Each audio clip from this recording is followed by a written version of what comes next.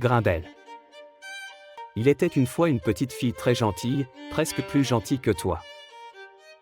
Et si légère que, lorsqu'elle naquit, sa maman s'étonna de ne pas la sentir peser dans ses bras. Aussi l'appela, d'un nom léger, Grindel.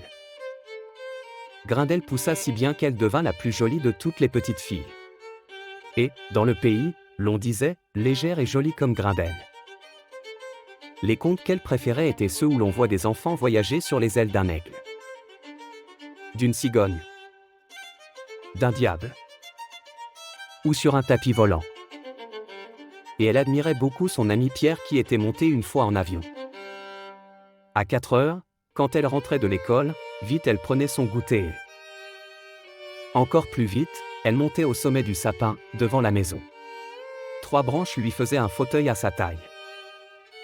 Et, jusqu'à ce que le soleil se couche et que sa maman inquiète l'appelle, elle restait à bavarder avec ses amis les oiseaux.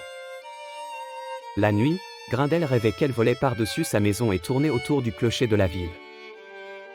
Qu'elle traversait la rivière au-dessus d'une foule de baigneurs et de bateaux blancs. Grindel savait bien qu'elle ne pouvait pas voler puisqu'elle n'avait pas d'aile. Elle était simplement légère, presque comme une feuille, presque comme une paille. Un jour, elle grimpa au sommet du sapin comme d'habitude. En voyant les papillons voler et zigzaguer, elle se mit à pleurer. Grindel pleurait, soudain, elle sentit sur ses joues une petite langue râpeuse et une petite patte soyeuse essuyer ses larmes. Levant les yeux, elle vit, tout contre elle, le plus étonnant écureuil qui soit.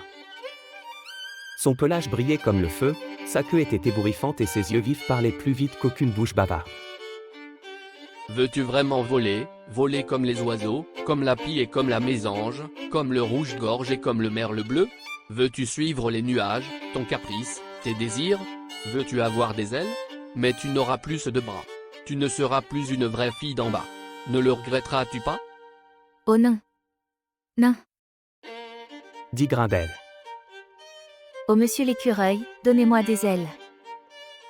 Bien. Dit l'écureuil. Mais si tu le regrettes, viens me trouver demain, au coucher du soleil. Il sera encore temps pour que tu reviennes comme avant. Alors, l'écureuil, entre ses paupières battantes, dit des mots très doux, très savants. Grindel sentit de longs chatouillements dans ses bras, il se recouvrait d'un fin duvet blanc, puis des plumes blanches apparurent, Grindel avait des ailes.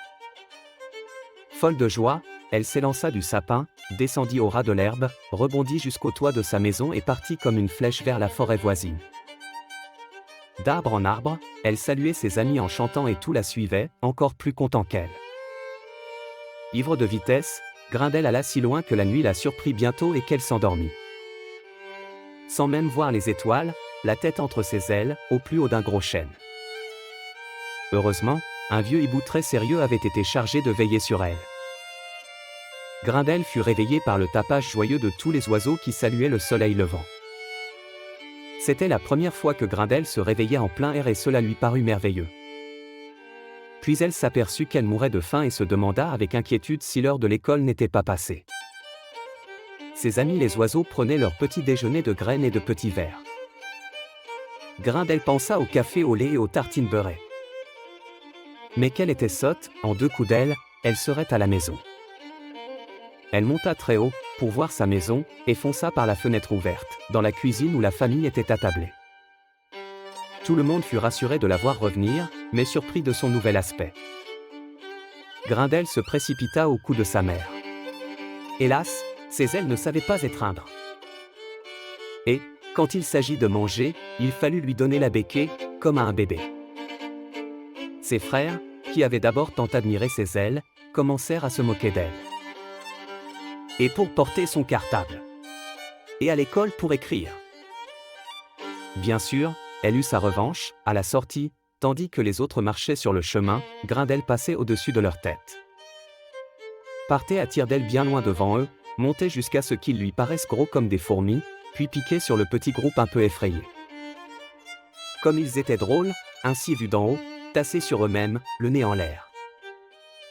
Mais pourquoi le petit Pierre faisait-il semblant de ne pas s'intéresser à ces évolutions? Songea Grindel lorsque, un peu dégrisée, elle se retrouva dans sa chambre. Pierre. Est-ce que vraiment elle ne pourrait plus courir dans les prés avec lui, la main dans la main, à chercher des champignons ou à cueillir des boutons d'or? Puis Grindel pensa à sa poupée qu'elle avait bien négligée. Comment l'habiller, la changer? Comme c'est peu pratique, des ailes, quand il ne s'agit pas de voler. Grindel assise dans son petit fauteuil, à quoi lui servaient les bras du fauteuil maintenant? Se mit à réfléchir profondément. Elle comprenait l'avertissement de l'écureuil doré. Elle regrettait ses bras, elle voulait redevenir une vraie petite fille. Il n'y avait pas un instant à perdre, le dernier rayon du soleil glissait derrière l'horizon. Folle d'angoisse, Grindel vola, pour la première fois, jusqu'au sapin.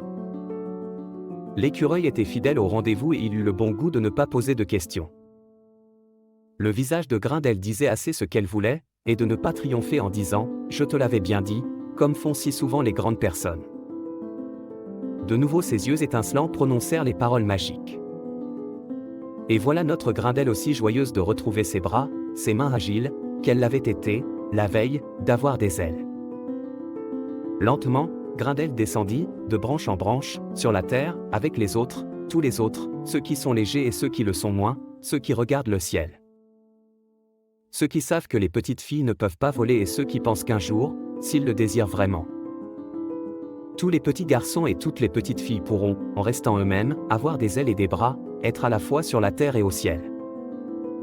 Paul Éluard.